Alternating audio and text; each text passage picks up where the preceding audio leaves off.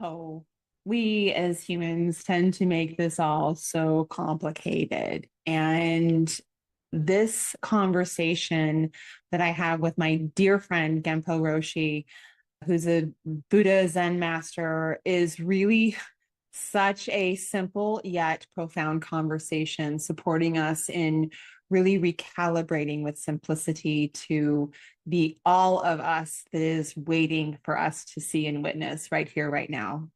So put everything down, give yourself the gift of listening to this conversation and going on this ride with me to see more of the fullness of yourself.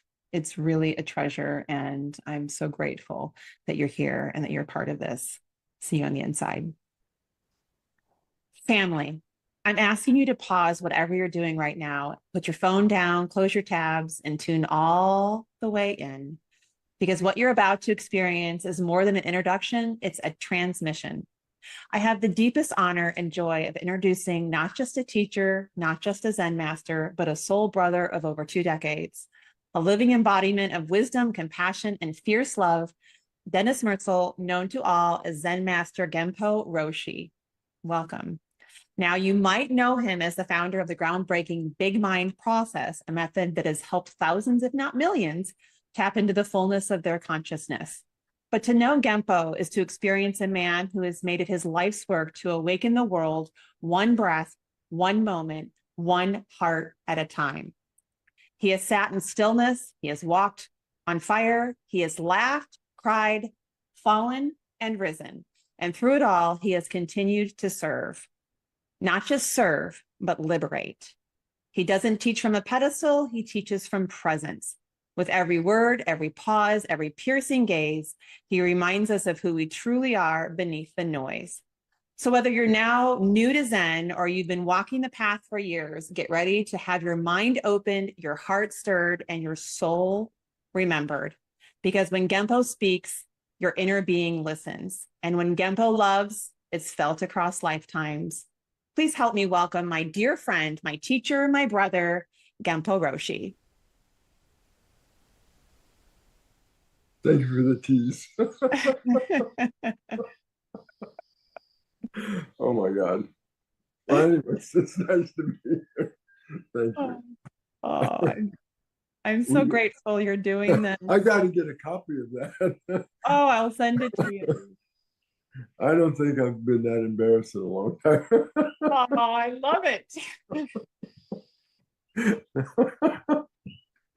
Well, my wife teaches shame about how we contract with shame, out of shame and unworthiness. And I really felt unworthy of that. oh, of course you did. That's so you to say that. Well, anyways, thank you. Thank you. Yes. So the I'm happy to reason, be here. well, I'm so grateful. And I go back to when I called you, but I was putting this whole summit together. And I called you and you're like, oh, well, hello. And I think the very next words were, I need you. And you so graciously said, whatever you need, I'm happy to help. And I really, in meditation, saw your presence as so important for this summit because parenting is such, can be for many people, and at times in my experience with children, a crazy making exercise. And we have so much, our heart is in the experience of doing the best for our children. And yet, when we are in the experience of parenting, often that vision is very fuzzy and hard to hold on to because there's so much coming at us. And now what I find with what's in the environment and the large amounts of technology, I call the monster in the home, kids are very persuasive. There's an added element, which I think stems from a low grade addiction of technology. And we talk about that on this summit. But really, parents need more support. And the treasure that I feel is available in this conversation is you, even when I called you and you said, I'm happy to do all of that. And then you brought me back into self. And this is what you do and what I've watched you do on several stages with the big mind process is helping, supporting people reconnect to self and even self in a way that they may not have met before. First of all, it's beautiful what you're doing here. At the bottom line, we're in a very tumultuous time. We all know that. And it's a time where there is a lot of fear and anxiety in the world. And we pick it up, whether we want to or not, we pick it up. And it takes a long time to learn that we don't have to pick everything up. And we can choose what we pick up and what we don't. But that takes time. So what we don't realize is how much fear is in the driver's seat running our lives. And I feel it's universal. And as a parent, simply we can't get it right, but we do our best. You know, I've raised two children. We do our very best, but we can't get it right. And I think it's really important to know that you can't get it right. Whatever you do, I even had one student tell me that as a child, she was an adult student. She said, as a child, my parents were the perfect parents. And I hate them for it. They didn't teach me anything because everything was perfect.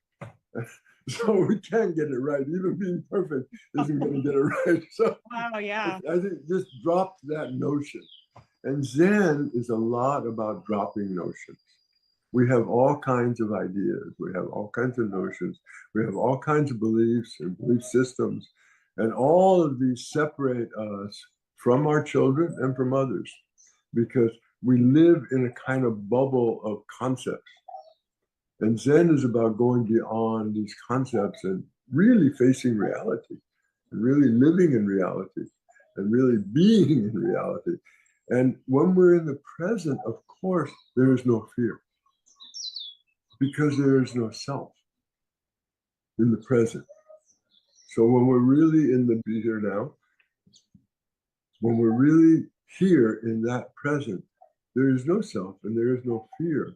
And so the anxiety can drop. So when we meditate, and that's what I would encourage people to do, is to start a kind of daily meditation practice. It doesn't require a lot of time, but just some time where we sit still.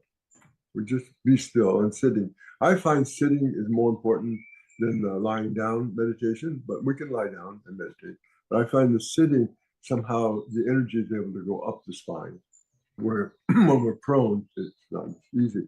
But I find the sitting and sitting upright, but you don't have to sit on lotus position or anything. You can just sit in a chair, comfortable, and just have your spine straight and just relax and just not worry about sleep or awake, not worry about concentrated or not concentrated.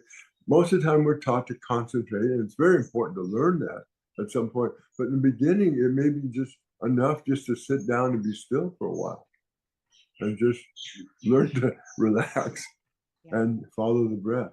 I don't want to go on too long, but I just want to talk about there's no fear and there's no anxiety when we're in the present. Well, you're the Zen master. You get to go on as long as. Okay, thank you. Okay, so I want to stay on the surface just for a second before we dive a little bit. Sure. I think that it's really important to just spend a little bit of time on talking about, we talk about that the gift is the present moment. There's also wisdom in the present moment. And there's also so much more life in the present moment than we often are allowing ourselves to witness.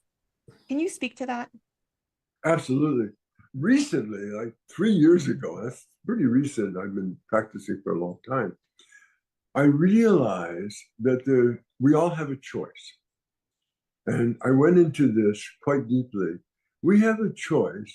And one of the choices we keep continuously choosing is to try to understand, to try to grasp reality.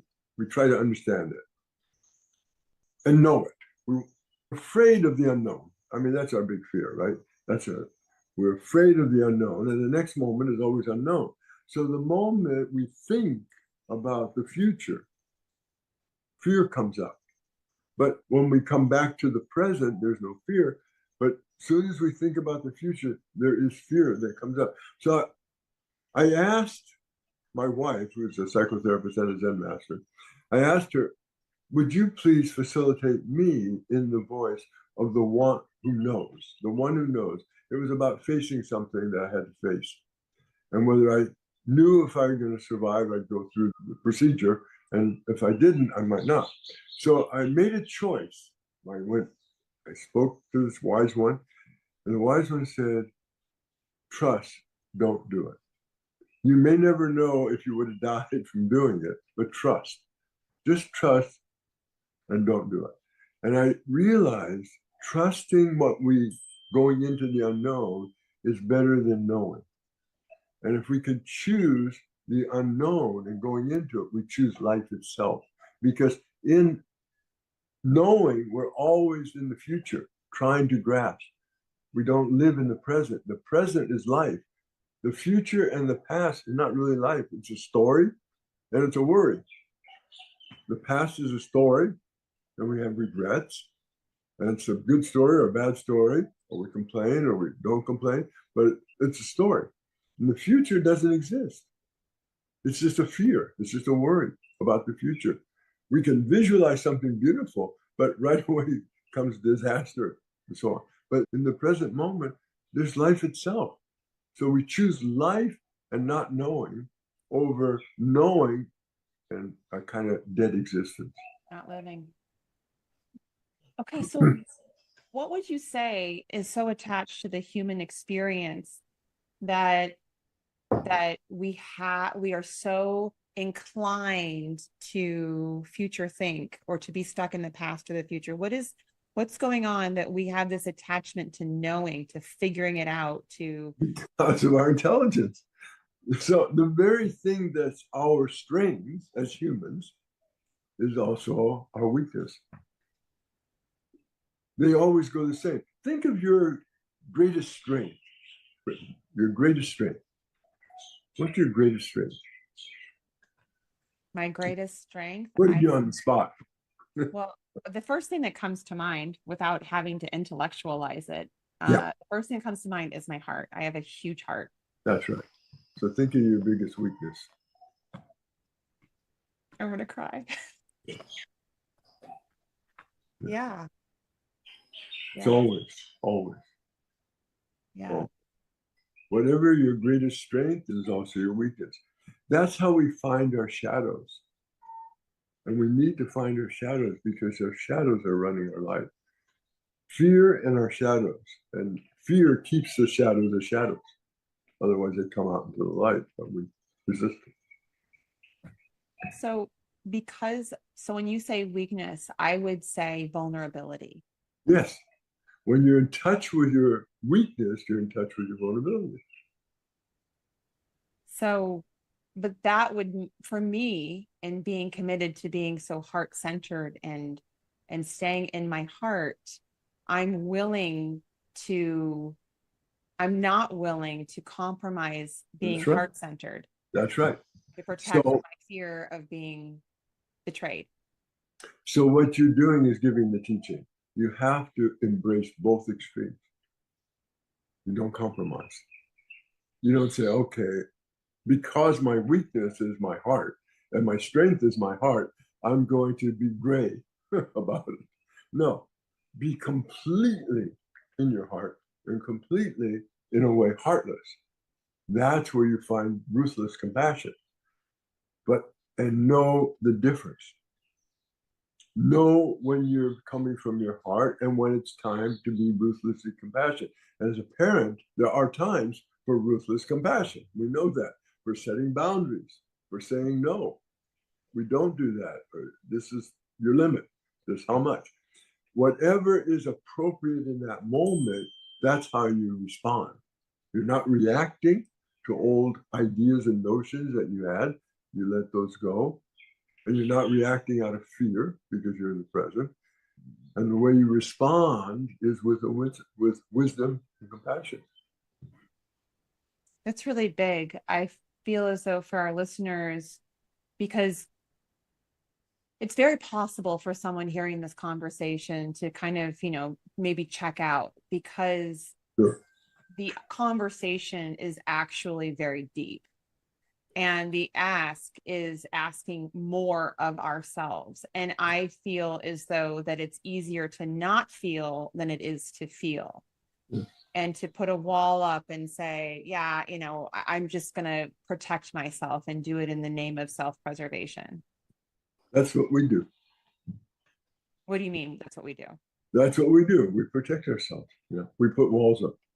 And Well, I mean, if we want to live that way, we all have a choice. But at some point, I think people decide, I want to be free. I don't want to live in these walls. And how do I get out?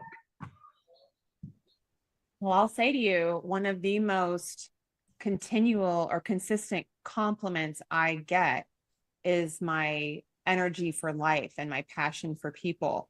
And when people come to me with a magnetism, it's really because they are seeking to learn what it is in me that has so much passion for people and for life. And I've learned to be careful with who I bring into that world, because there are energy, we can call them energy vampires, we can call them narcissists, we can attach whatever label, but there are people that instead of becoming self-sustaining, they seek to, siphon it off of you. And so I find that really interesting, because I wouldn't know who to be if it wasn't so heart-centered. And yet I do not live in an experience where my heart centering is equally met by others. Sure. And I feel as though that we are in a dis-ease, a heart dis-ease, where we are not allowing ourselves to activate from the heart because we are not given the tools that being in our heart is safe. Yeah. Yeah. So So when what you have people from all over the world, how do you speak to that comes to you? yeah. Well, for what I see is that as much as I can open my heart to others and be without walls and completely open, I also need to know how to close or protect my heart and the heart of others. I need to know how to do the opposite too and own them both. So I need to know how to put up boundaries, and I also need to know how to take down boundaries, and I need to know or have the wisdom to know when, as they say in AA, when to know the difference. So the more you can go to one extreme and own it, the more you can own the opposite. So if you want a bigger heart, even, you also have to be more heartless. And heartless is different than really heartless. It's really no heart. And no heart sounds even worse.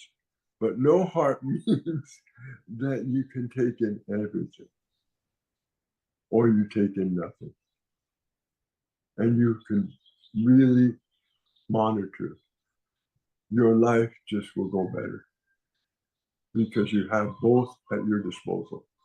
The So, ability to take it all in, the ability to shut it all out. okay. So Joe Dispenza talks about you go from something to no thing. You go from somewhere to nowhere. You go from somebody to nobody. And that's the gift of connecting to your higher self and meditation and the practice Right. he teaches. Right.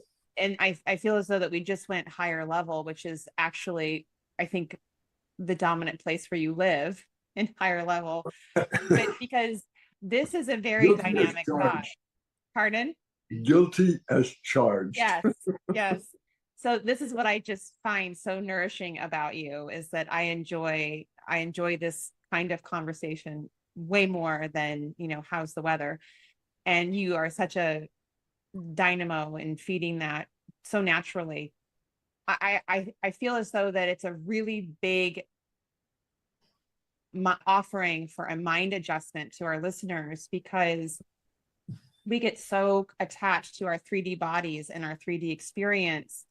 And there's so much more to who we are and what we're here to experience in our parenting, as a coworker, as a partner, as a daughter, as a father, whatever that is, or a son, whatever that is, as a coach. We get so locked into the validation of the 3D experience that we forget about the potency that exists around us energetically. And I had a conversation with Howard Martin on heart math and how important that is. And we were talking about the science that proves the energetics of our being. And what do you say to people that are coming to you? I would imagine people come to you to embrace inner peace and to escape the pain of being. What do you say? Well, think of this. Think of a storm. Think of a cyclone or a hurricane. Where are you going to find peace? On the inside. Only at the center, only at the core. So if it's about peace, it's about going through and being less fearful, less anxious, and more at peace and more liberated. We only find that in the stillness of the center of the cyclone. So sitting still is what I would first recommend. And starting with 30 seconds, it doesn't matter. Everybody can sit still maybe for a few seconds. And don't have any pressure on yourself of right or wrong sitting, good or bad sitting. I'm doing it correct or incorrect. Just sit. Really, just sit. Without your phone. Without your phone, without doing anything. You got to just be still and do nothing. And if it's an itch, see if you can let the itch. If you feel like moving, see if you can not move. See if you can be still. Now, in Zen or in Buddhism, we have a word called dukkha. And dukkha means basically suffering or dissatisfaction, unhappiness. Dukkha is complete stuckness. Complete stuckness. So, what is the antidote for stuckness? Be still. Be completely stuck. So, what Zen teaches us is whatever we're not wanting to do, we have to become one with it, allow it.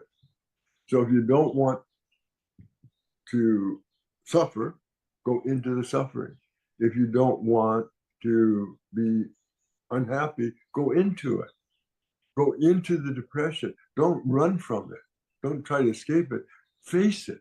Now, that takes heroics. That takes bravery. That takes courage. But that's what we're lacking. Courage.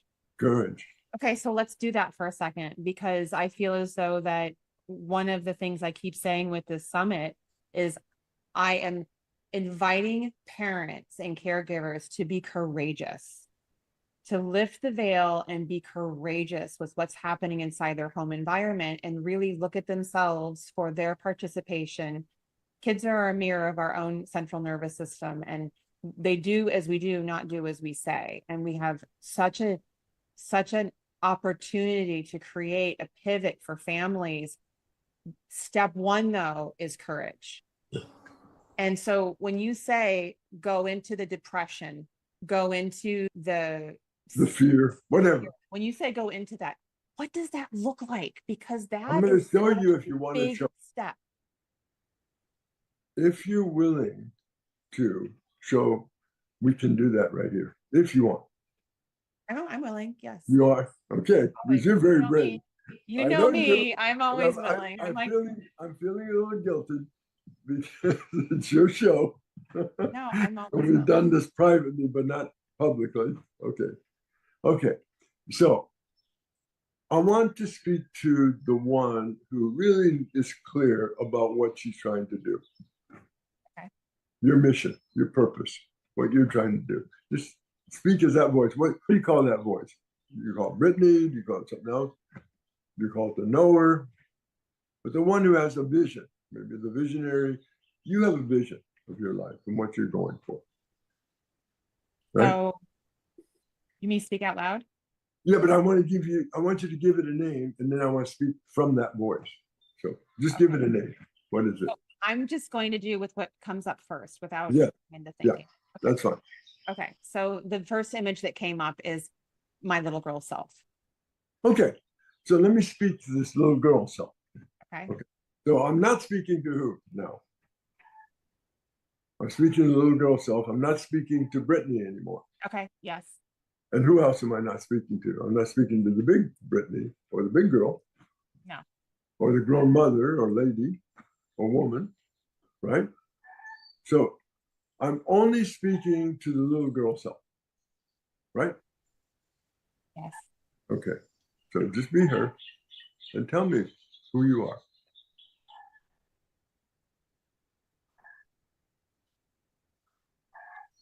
What I feel is tenderness, and what I'm seeing is little children around me being yelled at, actually. Uh-huh. And what I am seeing is tears on my face and having, I can feel it in my heart.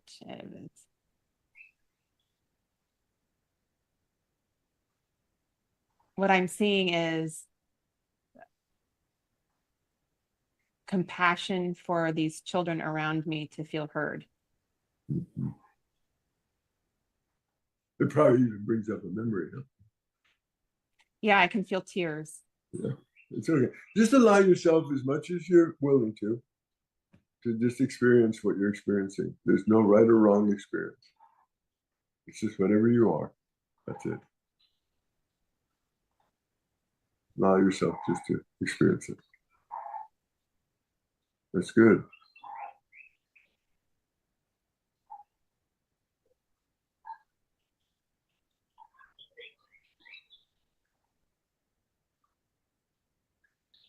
Can I say something? Please. So what I'm seeing is all these kids around me, and they're all these little lights. And there's this big, huge energy that's really dark, like the Grim Reaper. And he's got one of those little candle. You snuff out a candle at church. Yeah. Got a Yeah. little. He's got one of those little things. Uh-huh. He's going and snuffing out all these little children, all their lights, Wow. and he's makes me cry. Yeah. No, we're gonna do this. I'm sure this is where you're getting a lot of your inspiration from. Yeah.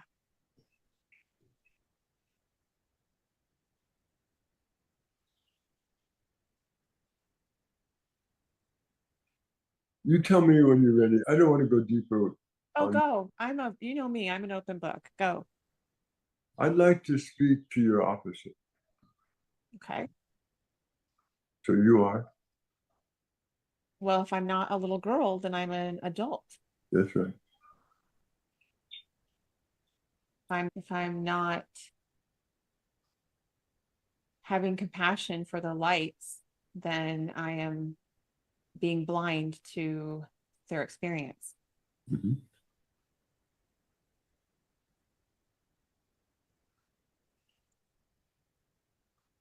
If I'm not focused on it, then I am letting it happen.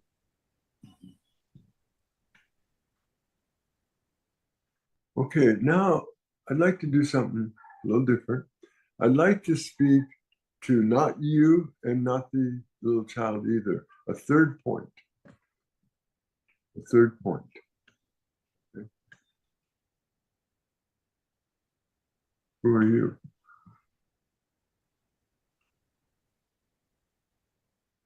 You're neither that one or that one. I am, I'm speaking from first thought. I am energy. I, from my point of view, I would say I'm not either of those, and yet I'm the fullness of all of that. So I don't know what your coaching is there. Just be that. I will say that I am what I have continued to step into in this process. And it's very much been a non-attachment to the present and a tapping into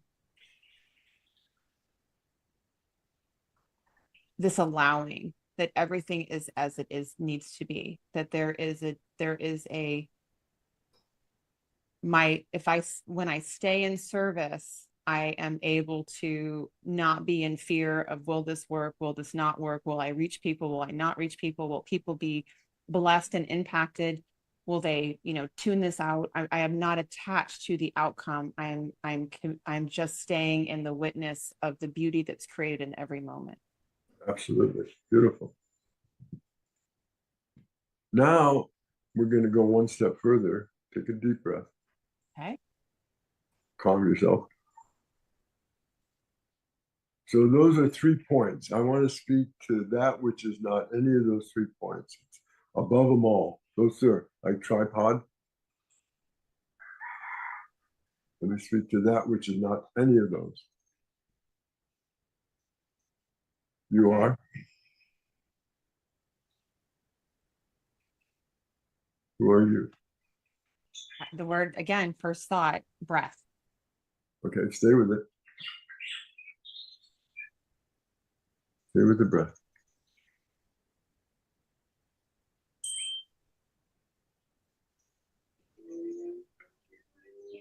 Are you breathing in the past? No, Are you breathing in the future? no, When are you breathing? in the now. Stay with it.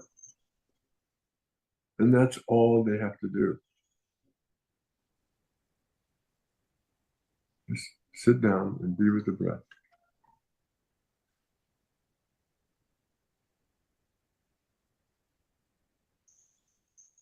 Let thoughts like bubbles just rise to the surface of the water and let them go. They're just empty. Just let all the feelings and emotions, just experience them and let them go. Let everything just come and go. Come and go. Rise and fall.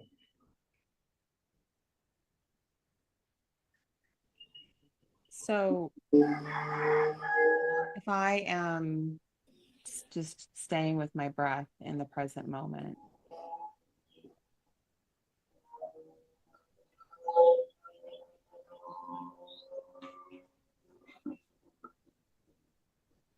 I can feel myself moving into a space where I wouldn't say it's despondence or lack of care, but I would, there's an energy around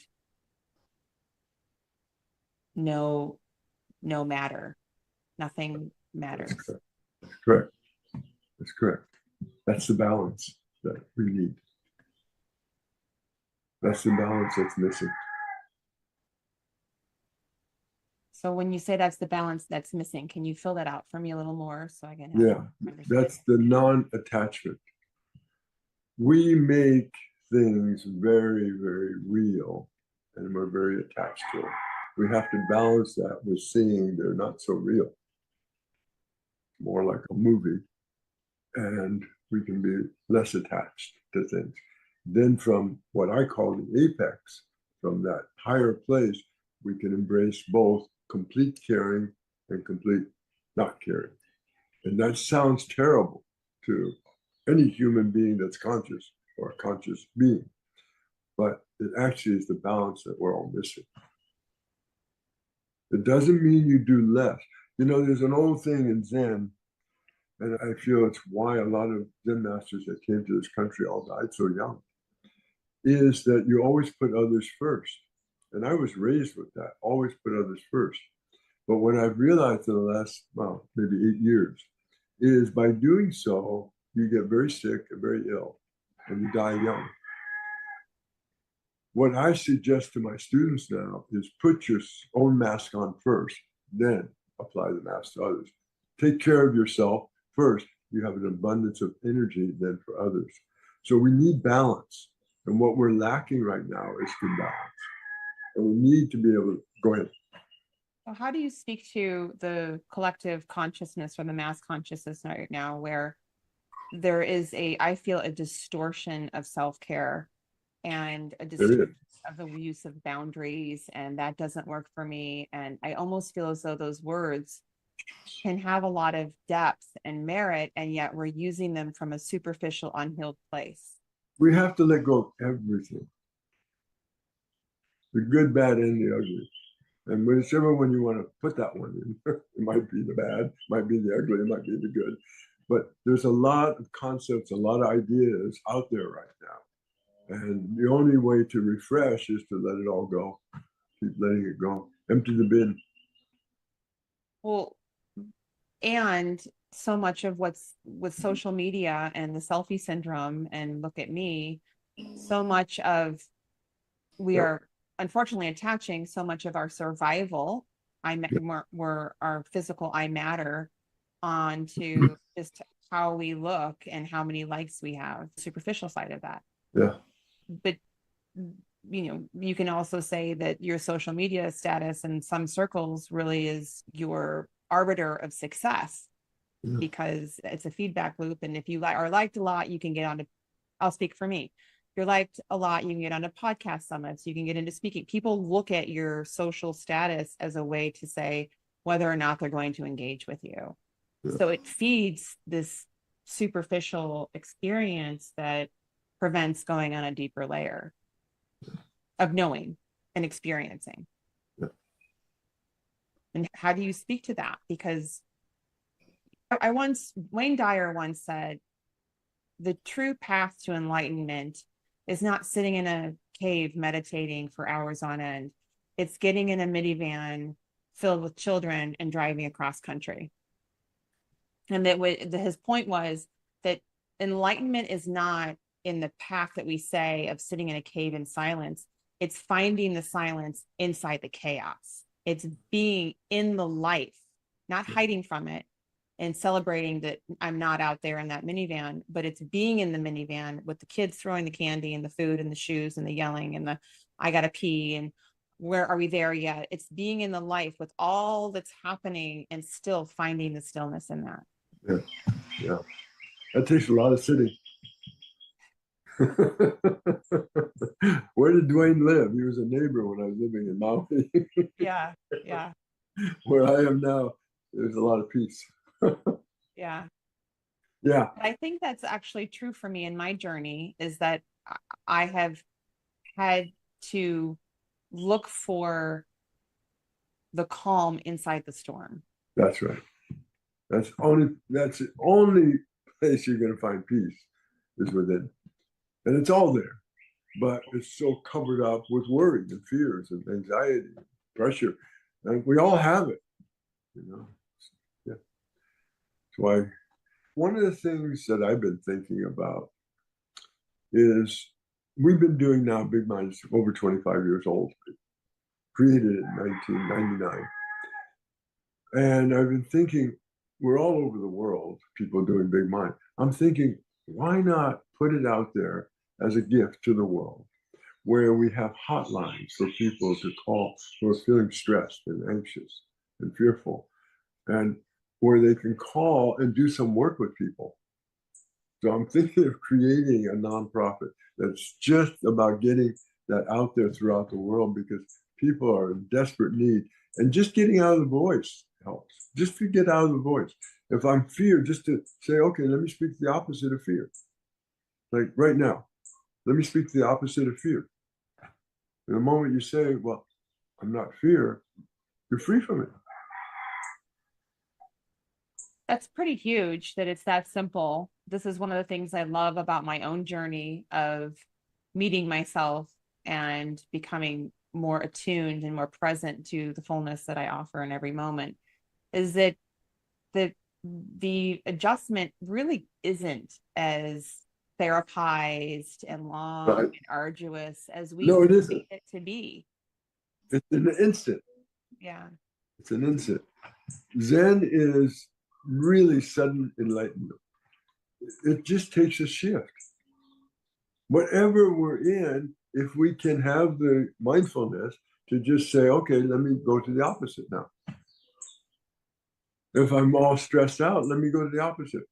Wow, I can see myself over there all stressed. I'm glad to be here now.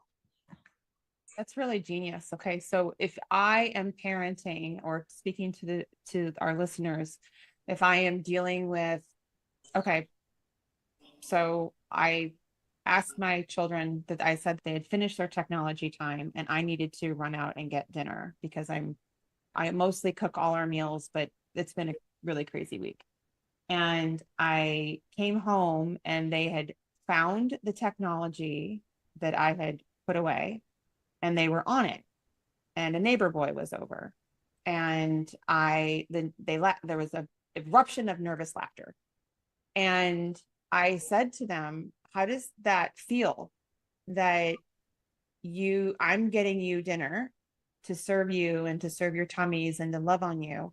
And you made a choice to go against my request and your agreement that your technology time was over, and that you were choosing to do that instead of being in commitment and honoring of me.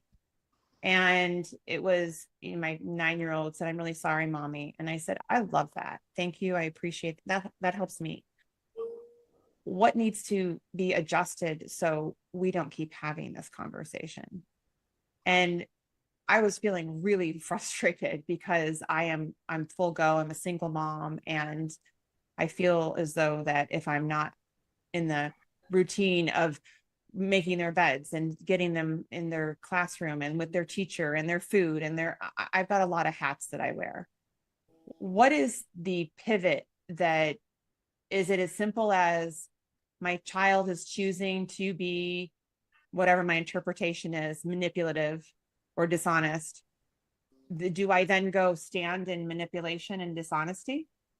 No, I think you made exactly the right decision. And I think just trust yourself. Really, I mean, to me, the one thing over all the years of I've been living and practicing, the one thing that continues to reveal itself is trust. The more you trust yourself, the more you learn that you can be trusted. And just trust your instinct. Like you were doing it the whole time we were working. You said, I'm just going to stay in the now. I'm just going to trust this and see what comes up. That's it. Just trust it. You're never going to get it right. And there is no right philosophy about it. Whatever your understanding of how you want to raise your children, that is going to be the best for you. Somebody else is not going to be the best for you. Well, okay, so I created this summit because I see the profundity of family. And I feel as though the majority of the therapy industry is built on healing childhood wounds and the imprinting that happened from, I think it's more than 0 to 7. I think it's 0 to 12. And the imprinting that happened in that environment and people not having the tools to detach from the past and to live in the moment. And you and I have heard many people speak on stages about their reclamation of self and healing their past became the launching pad. Their pain became their launching pad for the greatness. But they had to make a pivot, and instead of going from victim to how does that serve me? And you have had personal experiences that have advanced your understanding of self as well. And we all have.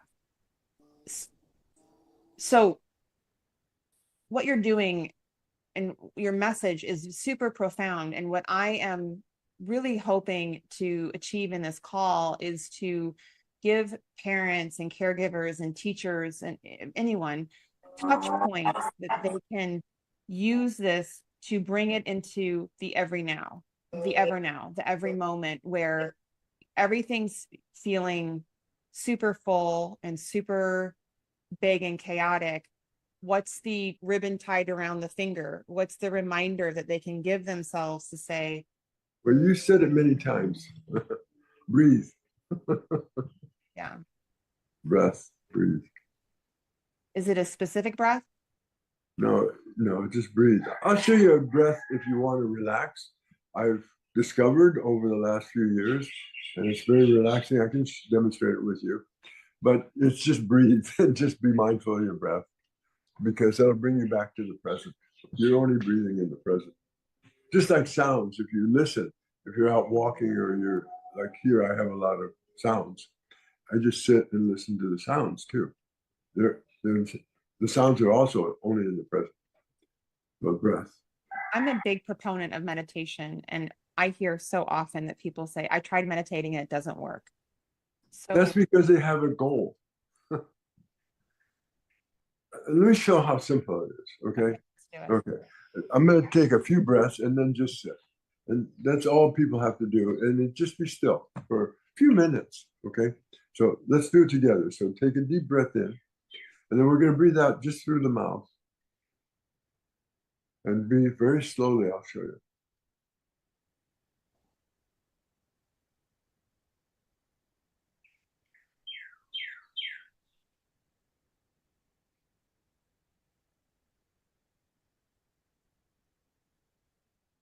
And when you do that, just let everything go and just, oh, Okay. okay. Let's do it a couple of times. Then we just sit for a second, for a minute.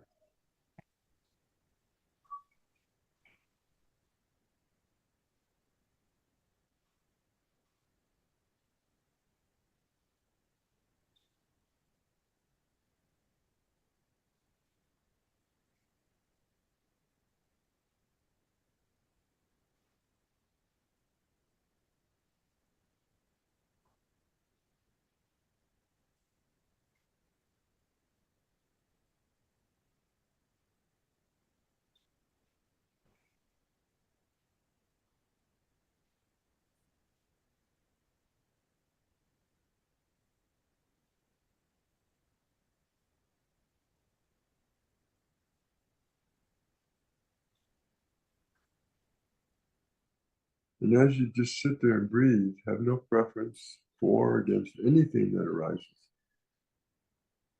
Don't judge anything that arises as good or bad, right or wrong. Whatever it is. Whatever arises, arises. Let it arise, let it go away. And you just sit.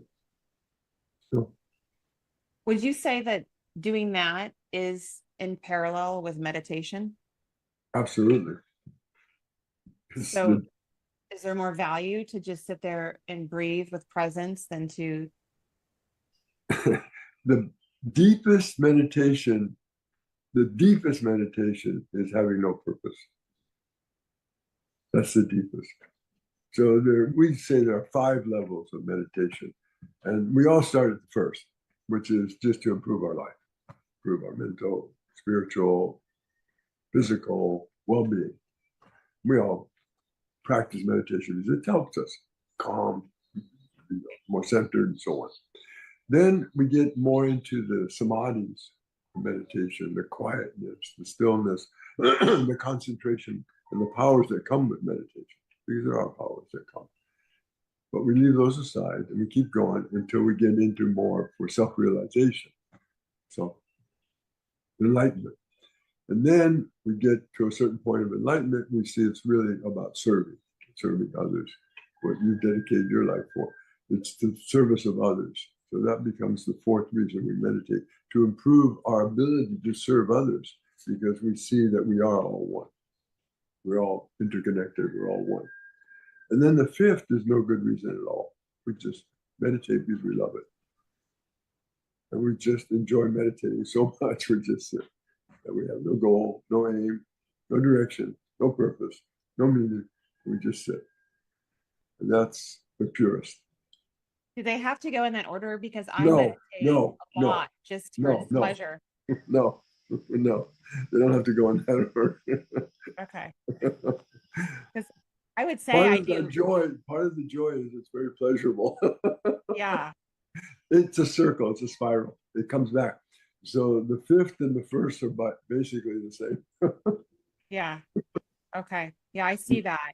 Yeah. Well, I know that when I am meditating in the morning, as I shared, our mutual friend, Howard Martin, I spoke with him on heart math and the calibration that offers to the central nervous system and really navigating from heart versus head. Right. And when that also involves breath work and presence, and it's breath work and presence through the heart. It's really been a huge blessing in my life. And I also know that breath work is a profound recalibration tool, to the point where my kids will, if they see me just standing still, like, mom, mom, mom, and then the other one will go, stop, she's breathing. But you're right. I mean, breath is everything. Yeah. Why is it so hard for us to access this? It's just like our heart beats without us thinking about it, asking it to. Our lungs inhale, exhale without us thinking about it. So the two automatic things that give us life, we can actually be in charge of our thoughts. We can direct our thoughts. We can tell our brain to think a thought. We can hone that in. And there's so much training about having higher frequency thoughts. But the other two systems, we do it automatically. And the science that's coming out is that when we engage them with consciousness, they become these energetic amplifiers for our human experience. It's true. But why? But why is it so elusive to us? Why do we not embody this? Why do we not live this? Why do we not take the time for this? Why does it feel so Okay. far away? Well, the answer is pretty simple, but it's not so easy. We're afraid to let go of our identity. Yeah. If we were willing and not fearful of letting go of who we think we are, we might even discover who we really are. But we're so fearful of letting go of the known and so fearful of the unknown, we hold on. So the answer is simple, but it's not easy. And meditation is the beginning because we just sit still and are, just be. We're not thinking about it. Sure, when we first start sitting, we're thinking a lot, but if we ignore it enough, it starts to quiet down. Don't invite it for tea and cookies. I'm seeing a actual intentional integration of all three. The brain to work with the breath, because Right. when you quiet the mind and you get those That's two right. to work together, then you become an That's right. amplifier. And That's then you right. add the heart exchange into that, then it becomes another level of amplification. That's right. And we become these energetic emitters when we choose to align all three systems with intentionality that makes everything we're doing so much more harmonious, synchronistic, and flow. And then we also, which I know is true, and we spoke to this, amplify our sacred gifts like our intuition and our clairvoyance and our alternate seeing. It's like mother's intuition is a very real thing. Very real thing. And we don't give enough attention to that. In fact, one of the things that I noticed when I was a new mom was that moms would come to me. I had all three of my babies at home, and that moms would come to me with this, what do you think? What should I do? And I would turn them back to themselves and say, what do you feel is the right next step? And they would look at me with this, I never thought to ask myself. And so something about our social construct, I think the Western medicine as a big part of that, because I'm the doctor I know, has mitigated the value of the mother's intuition and the potency that is in raising a child. Yeah. And again, the key word there is you trust. Trust that intuition. Trust it. You'll find that more and more, the more you trust, the more you will trust it. Bottom line is faith. Bottom line, when all concepts, all ideas, all notions, all belief systems are dropped, seen through as concepts, as ideas, as notions, and seen through, then all that is left is faith, trust. Trust that everything happens for a reason and it's all perfect, complete, and whole. And yet, in this reality, we judge and we have preference. And we don't like this and we want that. And we don't want that and we want this. And we wonder why we're not happy. So it's putting our expectations into the environment. That's right. Just allowing. Our hopes, wishes, and expectations. When you say faith, are you speaking from being a Zen master? Are you speaking from a doctrine, a foundational doctrine, or are you speaking of just that? No, it's just the absence of all doubt, whatever you want to call that. Yeah. When all doubt is gone, whatever you want to call that, you can call it God, you can call it love, you can call it faith, you can call it trust, you can call it Buddha nature, you can call it Buddha, you can call it one mind, you can call it one spirit, you can call it one God. whatever you want to call that, which is forever, in my opinion, unnameable. Whatever that's pure faith, pure trust. Everything is just what is. So I speak very much to, in my life, for me, I speak very much to the presence of the divine in my life. Right. And I'm someone who had out of body experiences. JC was my imaginary playmate. He came to me recently, which was actually the instigation for what we're doing right now. Okay. So that is, and yet one of the things that I have actually talked to Jesus about is that I know that we are self-sustaining and self-fulfilling, and that we are the divine temple. We are the sacred site. And one of the things I say to people is that we are so focused on the solution being outside of us when the solution is really inside of us. And that's something I'm really processing right now in my own spiritual relationship, is that I know that I am perfect and whole. So I used to say, I am perfect and whole in the beloved arms of my Father. And that was my thing that took me out of any fear. I am perfect and whole in the beloved arms of my Father. And now I am perfect and whole in the beloved presence of the Father that is aspecting through me, the mother that is aspecting through me. I was going to say, why don't you just say now mother instead of father? Pardon? Why don't you now just add mother instead of just father? Yeah, I do. Well, it Yeah. is the mother. It That's is, what, yeah, right. it is all of that aspecting through me. I am perfect and whole in that which is aspecting through me now. May I speak to that one, please?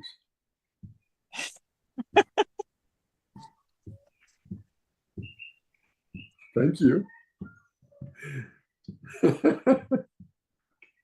You're there. Okay, go for it. You're there. How do you see Brittany?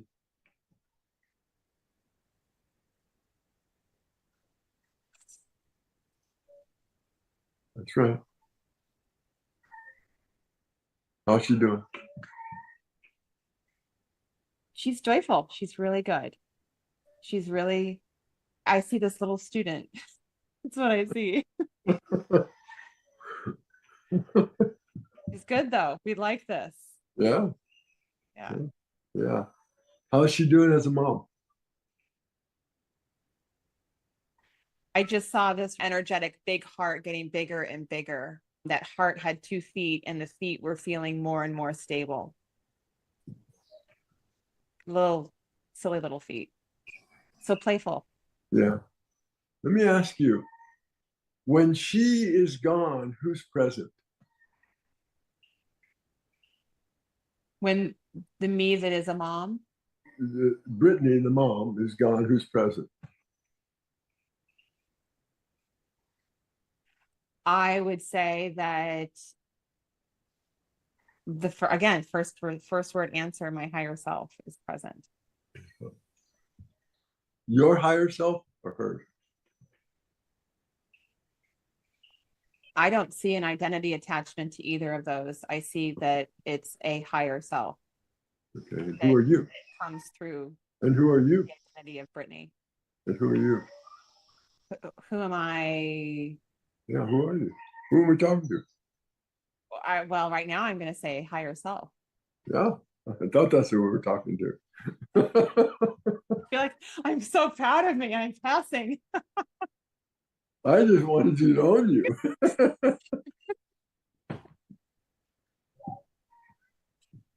Okay, yes. Can you? Can I what? Own you. Can I? Own you. Oh, can I own me? Oh, for sure. Yeah. You know what? Sure. I would say that is that oh for sure response Yeah. is much more now truth Yeah. that I can access Yeah. that I could not access 6 months ago. Excellent. Yeah.